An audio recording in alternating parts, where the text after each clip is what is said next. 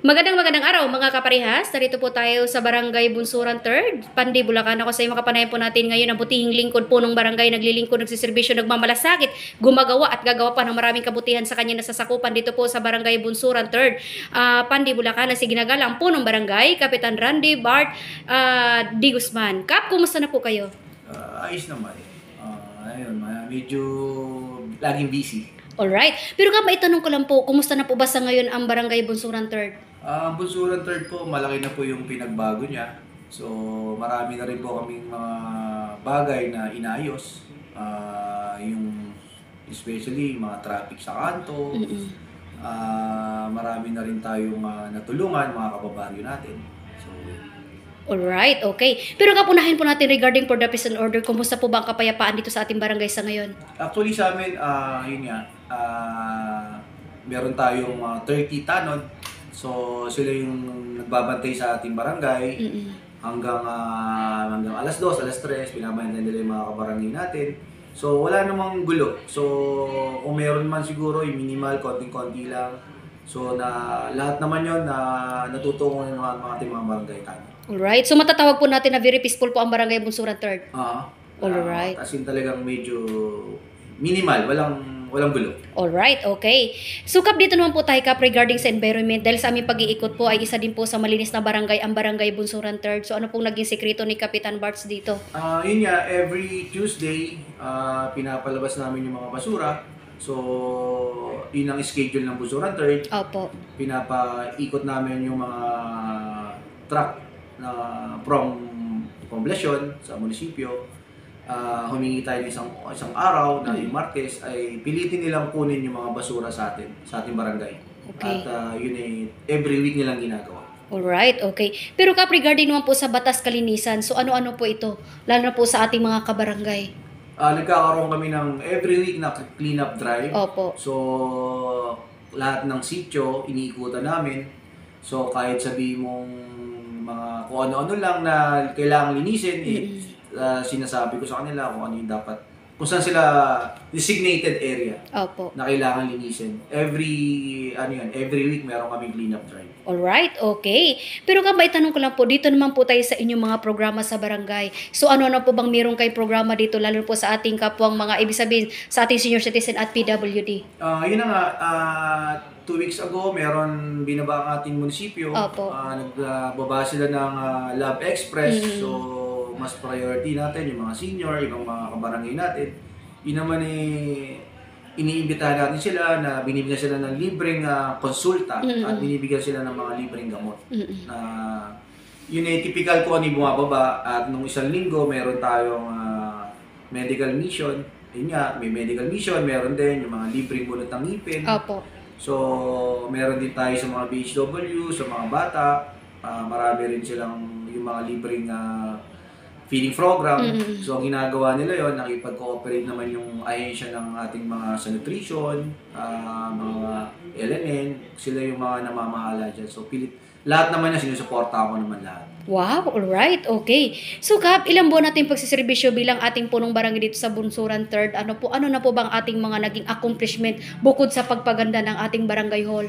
So, yun na nga, ngayon meron tayong nahingi na meron isang sitio na nawala ng kalsada.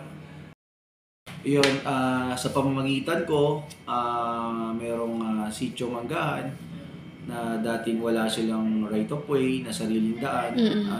Nagawa natin ang paraan na kinausap natin yung mga dapat na taong kausapin na nahingi natin sila ng karsada na sarili nilang daan na nagkaroon ng pirmahan. Opo. Na talagang binibigay sa kanila at ina-award at tumulong din ng munisipyo sa konting yun nga, yung panggastos nila kung ano man pinansyal. Opo. Na galing sa ating punong bayan, Mayor Nico Roque. Na sa konting parang humingi tayo ng konting tulong, agad naman niya tayong tinulungan. So, yun po, at sana magtuloy-tuloy at matapos natin ang ating hininging karsada para sa Sitio Manggahan. Alright. O, ibig sabihin nyo po, Kap, sa pamagitan nyo, so ang laki na po talaga, kumbaga, ng pagbabago at mga gandang hangarin nyo po sa barangay natin. Actually, madaming sigurong naupong kapitan, so hindi lang nila nagawa ng, sabihin, hindi na bigyan ng atensyon or hindi na gawan. Siguro na nataon lang na tayo nakaupo, na hindi naman tayo pwedeng hindi gumanap bilang tayo ama ng barangay. So, syempre, natapat siguro sa atin na hindi natin pwedeng pabayaan ng mga 60 pamilya, so mga nasa 200 tao o 300 taong residente ng Sitio Manggahan. So, yun, tinulungan po natin sila at may awa po ang Diyos, matatapos din po at konting tiyaga-tiyaga lang tayo. So, yun, unti-unti nating unti-unti na tayong umuunlad. Parang medyo kung dati medyo yung bunsuran third medyo nawala. Ngayon unti-unti na ulit tayo nakikilala dahil sa pamamagitan ng inyong lingkod na ginagawa naman lahat at wala naman tayong iniisip kundi yung kapakanan ng ating kabarangay. So hopefully sana habang tayo nakaupo makilala pa ng gusto ang ating barangay. Wow, alright. Pero regarding sa ating naging mga proyekto, sa mga ibig sabihin, mga pagawain, so ano-ano po ito bukod sa nabanggit niyo po kanina? Ngayon, yun nga, naglagay nga tayo ng mga fencing sa kanto para rin maiwasan natin yung mga traffic na usually pangkaraniwan naman ang nagsasani yung mga hindi tiga rito. So, yun nga, nagtayo na tayo ng mga MRF, yung mga parang nakaseparate na yung mga basura natin. So, yun nga.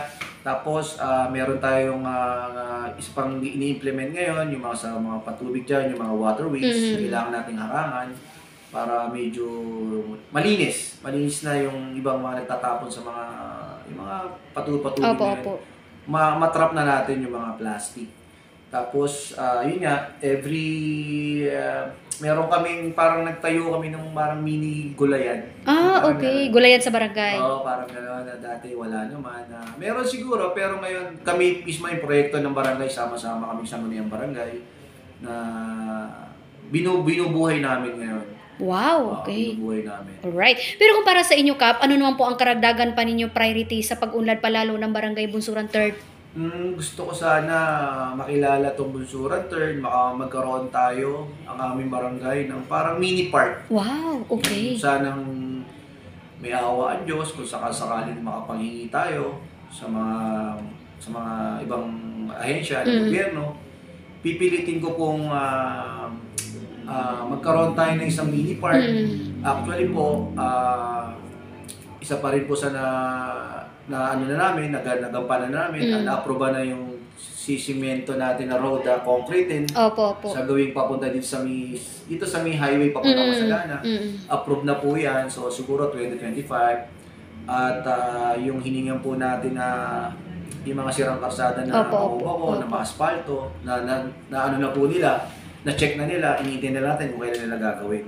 So hopefully, yun nga po, may awa po ang Diyos, unti-unti lang po tayo. Tayo po naman, di pa naman gano'ng katagal. At kaupo lang po natin na almost 1 year. So pamunta na po tayo doon. So kung ika nga nila, konting tiyaga na lang. Opo, wow, alright, okay. Kung nanonood po ngayon ka pang ating minamahal ng mga kabarangay, ano po ang inyong panawagan para sa kanila? Sa aking mga kabarangay, Bunsuran 3rd, alam ko naman, mahal ko kayo. Ang ginagawa ko naman ay para sa barangay natin. Basta huwag kayo mag-alala, wala tayong pakay kundi mapaayos, mapaganda ang ating barangay. At hanggat ako'y nakaupo, umaasa kayo na nandito si Kap Bart. Hindi ko pababayaan ng Barangay Bunsuran 3rd. Tandaan nyo, mahal na mahal ko ang Bunsuran 3rd kasi dito ako lumaki. At ito man, habang ako'y sabihin, nandito na tayo, ma-share ko man lang kung ano yung kaya kong i-share sa ating barangay. Basta nandito ako, hindi ko kayo pababayaan at aalagaan ko yung barangay natin. Wow. In the last message naman po, Kap, kumbaga, mensahe nyo po sa ating minamahal ng mga barangay worker at masisipag nyo pong mga barangay kagawad na patuloy na nakikiisa sa inyo. Sa aking mga barangay kagawad, sabihin, lagi naman silang nakasuporta kung ano yung ating proyekto.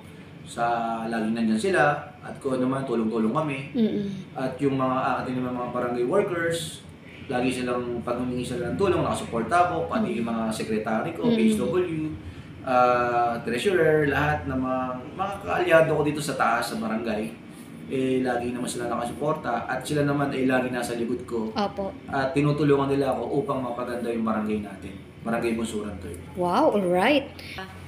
Okay, basta tandaan nyo lang po, BART BART, Bunsuran Third, angat sa reforman tapat. Wow! Salamat po. Alright, okay. So yun po ang pinakamagandang mensahe ng ating butihing lingkod po ng barangay dito po sa Barangay Bunsuran 3rd, Pandi, Bulacan. Magandang araw po mga kaparehas. Lee Castro po ng Parehas News. Ingat po kay Kap in your family. God bless us all. Mabuhay ka, Kap Bart, hanggat gusto mo.